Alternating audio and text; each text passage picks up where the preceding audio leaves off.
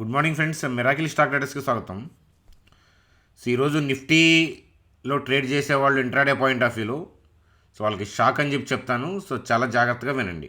చూడండి friends, last night మనకి డౌ Jones కానీ ఎస్ఎన్పి కానీ అలాగే నాస్డాక్ కానీ మంచి జోష్లో క్లోజ్ అయ్యాయి. ఆల్రెడీ మనకి ఫెడ్ మీట్ పాజిటివే, కానీ ఆ రియాక్షన్ ఇమ్మీడియట్గా చార్ట్లో రిఫ్లెక్ట్ అవ్వకపోవడానికి కారణం మీకు చెప్పాను. హైయర్ లెవెల్లో ఏంటంటే సెల్ ఆర్డర్స్ ఎగ్జిక్యూట్ అవ్వవు అని చెప్పాము. అయితే లాస్ట్ నైట్ వచ్చిన ఇంకొక పాజిటివ్ న్యూస్ అప్డేట్ ఏంటంటే యూఎస్ మార్కెట్కి జాబ్లెస్ క్లెయిమ్స్ అనేవి లోయెస్ట్ అనమాట సిన్స్ మే. కాబట్టి లేబర్ మార్కెట్ చాలా స్ట్రాంగ్గా ఉంది. చూడండి ఫ్రెండ్స్, ఇనీషియల్ జాబ్లెస్ క్లెయిమ్స్ అయితే ఉన్నాయో అవి డిక్రీజ్డ్ బై 12,000 అనమాట. ఈ వీకెండ్ ఎలా ఉన్నాయంటే 2,19,000కి ఉన్నాయి. అలా డ్రాప్ అయిపోవడంతో రీసెంట్ 2 మంత్స్లో వరి అంతా కూడా అన్ఎంప్లాయ్మెంటే కదా. ఈ అన్ఎంప్లాయ్మెంట్ డేటా వల్లే రష్యన్ అనే ఫీర్ అనేది మళ్ళా ఊపు అందుకుంది కదా. ఇది పాజిటివ్గా రావటం, ఫెడ్ కూడా రేట్ కట్ చేయటం యుఎస్ మార్కెట్లో జోష్ని నింపాయి అని చెప్పచ్చు. అలాగే మరి డౌ జోన్స్ చార్ట్ చూస్తే చూడండి ఫ్రెండ్స్, హైయర్ లెవెల్లో హైలో క్లోజ్ అయింది. చూడండి, హ్యూజ్ గ్యాప్ అప్తో హైయర్ లెవెల్లోనే క్లోజ్ అయింది. చూడండి ఫ్రెండ్స్, పాజిటివ్ న్యూస్ యుఎస్ మార్కెట్లో ఉంది. అలాగే చూడండి ఫ్రెండ్స్, ఓవరాల్గా డౌ జోన్స్ పాజిటివ్లో క్లోజ్ అయింది.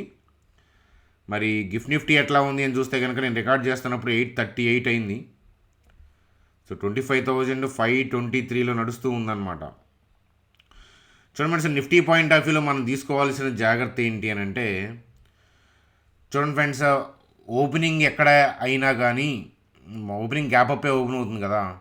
కానీ పైకి వెళ్తే కనుక 25,612 తర్వాత జాగ్రత్త. చూడండి ఫ్రెండ్స్, 25,612 పైకి వెళ్ళినప్పుడు గ్లోబల్ క్యూస్ బాగున్నాయి, యుఎస్ మార్కెట్ నుంచి పాజిటివ్ సిమ్టమ్స్, అలాగే మన గిఫ్ట్ నిఫ్టీ బాగుంది. ఓపెన్ అయిన తర్వాత ఆల్ టైమ్ హైకి వెళ్ళిందనుకోండి, ఆల్ టైమ్ హై దాటి వెళ్ళిందనుకోండి, రీటైల్ పీపుల్ అంతా బై చేయడానికి ఎగబడతారు, అంతే కదా. ఇప్పుడు మీరు వీడియో చూస్తున్న వాళ్ళందరూ 25,612 దాటిందనుకోండి, మీరు బై పాయింట్ ఆఫ్ వ్యూలోనే ఉంటారు. చూడండి sir, most of the retail people by మోడ్లో ఉన్నప్పుడు ఒకవేళ ఎఫ్ఐఎస్ బై చేయాలంటే ఆ ఏరియాలో సాధ్యం కాదు కదా. వాళ్ళకి మార్కెట్ పైకి పంపించే ఉద్దేశమే ఉంది. కాకపోతే అంటే ఆర్డర్లు ఎగ్జిక్యూట్ అవ్వట్లేదు. నిన్న అదే జరిగింది, ఈరోజు కూడా అదే జరుగుతుంది, అర్థమవుతుందా. కాబట్టి ఏంటంటే వెయిట్ చేయండి, మనం వెళ్ళి సెల్ చేయకూడదు. ఈ 25,620 630 అలా దాటిన తర్వాత, ఈ 612 దాటిన తర్వాత 620 అనుకోండి, ఈ హైయర్ లెవెల్లోకి వెళ్ళినప్పుడు ఏమవుతుందంటే ఆర్డర్లు ఎగ్జిక్యూట్ అవ్వక డిప్ అయ్యే అవకాశాలు ఉంటాయి. Broad view of the stock market up ఉంది, మార్కెట్ పైకి వెళ్ళాలని చూస్తుంది. కాబట్టి మనం ఏంటంటే షార్ట్ చేయకూడదు. డిప్ అయితే మనం ఎప్పుడు ఆలోచించాలంటే 25,285 25,064 ఈ పాయింట్ ఆఫ్ వ్యూలో మనం ఆలోచించాలి.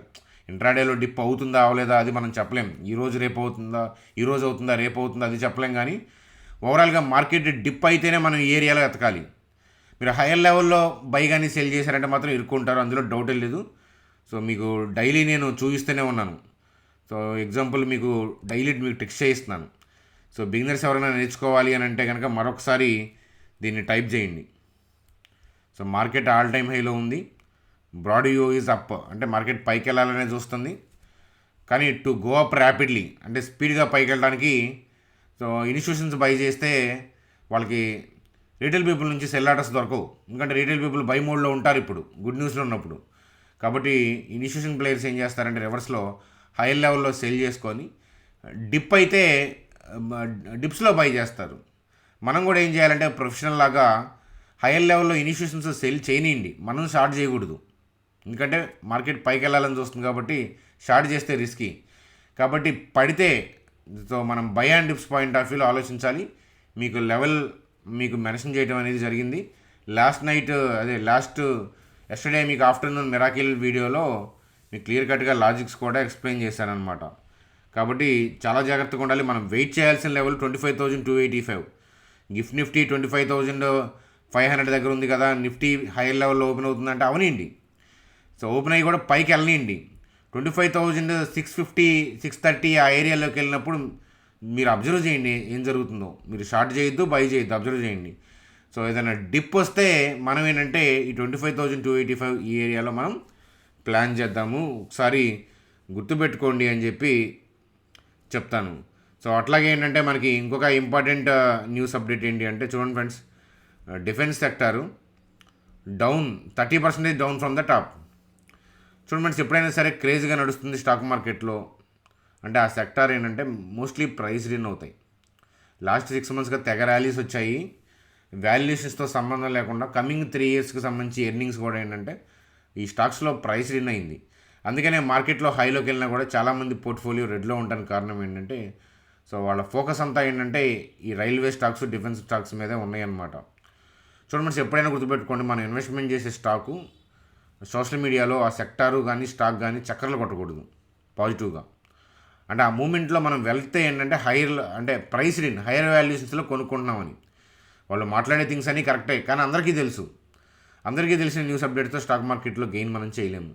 సో నేను ఇక్కడ డిఫెన్స్ సెక్టార్ని బై కానీ సెల్ పాయింట్ ఆఫ్ వ్యూలో నేనేం మాట్లాడలేదు, జనరల్గా నేను ఒక స్టడీ ఎగ్జాంపుల్గా తీసుకున్నాను అనమాట.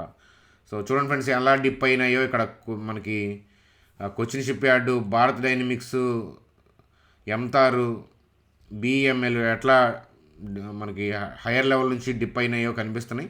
అలాగే డిఫెన్స్ మ్యూచువల్ ఫండ్స్ కూడా హైయర్ లెవెల్ నుంచి డిప్ అయినట్లు కనిపిస్తున్నాయి కదా. సో మీరు ఒకసారి అబ్జర్వ్ చేయండి న్యూస్ అప్డేట్ అని చెప్పి చెప్తాను, వీటి నుంచి నేర్చుకోమని చెప్పి చెప్తాను. చూడండి మనసి బ్యాంక్ నిఫ్టీ పాయింట్ ఆఫ్ వ్యూలో, సో బ్యాంక్ నిఫ్టీ కూడా ఏంటంటే ఇప్పుడు నిఫ్టీ ఆల్ టైమ్ హైకి వచ్చింది కాబట్టి స్ట్రగుల్ అని చెప్పాను. సో ఇప్పుడు బ్యాంక్ నిఫ్టీ కూడా 53,354 అబౌవ్, సో ఆల్ టైమ్ హైయే కదా. సో మీరు ఇనీషియల్ 40 minutes చాలా జాగ్రత్తగా అబ్జర్వ్ చేయండి. ఇనీషియల్ 40 minutesలో తొందరపడితే ఇబ్బంది పడతారు, ఎందుకంటే పైకి వెళ్తున్నట్లే అనిపించినా కూడా హైయర్ లెవెల్లో సస్టైన్ చేయలేకపోవచ్చు. అర్థమవుతుందా? అదనమాట. సో ఎందుకంటే ఆటలు దొరక్క అంతకంటే ఏం లేదు. అందరూ పాజిటివ్గా ఉన్నప్పుడు ఈ బ్రేక్అవుట్ వచ్చిందనే పాయింట్ ఆఫ్ వ్యూలో చూడండి మనసు, మీరు ఈ వీడియోలో చూస్తున్న చాలామంది ట్రెడిషనల్ లాజిక్స్ తెలుసు. మరి ఈ రెసిస్టెన్స్ దాటింది, డబల్ టాప్ దాటింది, ఆల్ టైమ్ హై దాటింది అన్నప్పుడు రీటైల్ పీపుల్ బై చేస్తారని మీకు తెలుసు. మీలో కూడా చాలామంది బై మోడ్లో ఉంటారు. కానీ ఈ ఏరియాలో రీటైల్ పీపుల్ బై మోడ్లో ఉన్నప్పుడు ఇన్స్టిట్యూషన్స్ బై చేయలేరు కదా. రెండు పార్టీలు ఒకేసారి గెలవడం జరుగుతుందా? జరగదు. కాబట్టి ఏంటంటే వాళ్ళు ప్రాఫిట్ బుకింగ్ చేసుకుంటారు. కింద నుంచి బై చేసింది ఇన్స్టిట్యూషన్స్ కదా, కాబట్టి హైయర్ లెవెల్లో కొంత ప్రాఫిట్ బుకింగ్ చేసుకుంటారు. So that does not mean cell కాదు, కిందకి పంపించే ఉద్దేశం లేదు. అందుకని మనం సెల్ చేయకూడదు. ప్రాఫిట్ బుకింగ్ చేస్తున్నప్పుడు డిప్స్ వస్తుంటాయి. సో మనం ఏంటంటే బై అండ్ డిప్స్ కోసం వెయిట్ చేయాలని చెప్పి చెప్తానమాట. చూడండి, అలాగే లాస్ట్ నైట్ ఎన్విడియా స్టాక్ కూడా రికవర్ అయింది. సో ఇట్లాంటి అప్డేట్స్తో ఏంటంటే మనం సమయం లేదు కదా, ఇట్లాంటి అప్డేట్స్తో మరొక వీడియో చేసుకుందాం ఆఫ్టర్నూన్ కుదిరితే. సో అది ఫ్రెండ్స్, టేక్ కేర్, జాగ్రత్త చేయండి. ఏదైనా అప్డేట్స్ ఉంటే కనుక నేను టెలిగ్రామ్ గ్రూప్లో ఉంటాను, అప్డేట్స్ ఇస్తాను. టెలిగ్రామ్ గ్రూప్లో జాయిన్ అవ్వకపోతే కనుక ఇక్కడ వీడియో డిస్క్రిప్షన్లో ఉంది, జాయిన్ అవ్వండి అని చెప్పి చెప్తాను.